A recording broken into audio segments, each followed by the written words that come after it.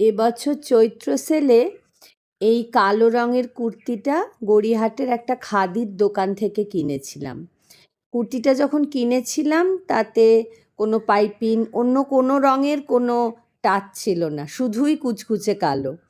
কিনেছিলাম যখন ভালোই লেগেছিল দেখতে, কিন্তু তারপরে একদিন পরে যখন বেরোলাম তখন দেখলাম না, আয়নার সামনে নিজেকেই নিজে দেখতে কেমন যেন একটা লাগছে, কিছু যেন মিসিং লাগছে। তো তাই তখন মনে হলো যে একটু কিছু এঁকে নিই, সামান্য কিছু গলার কাছটাতে, ওই গলাটাকে জাস্ট নেকের একটা বর্ডার করেছি, দুটো রঙেরই ব্যবহার করেছি, সাদা আর হলুদ, জাস্ট দুটো রং দিয়ে সামান্য একটু আলপনা ছোট্ট করে এঁকে নিয়েছি গলার কাছটা।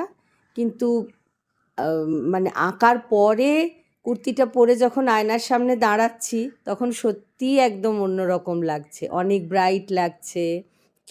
খুবই ভালো, মানে আমার তো খুবই ভালো লেগেছে দেখতে। তোমরা সকলে জানিও তোমাদের কেমন লাগলো।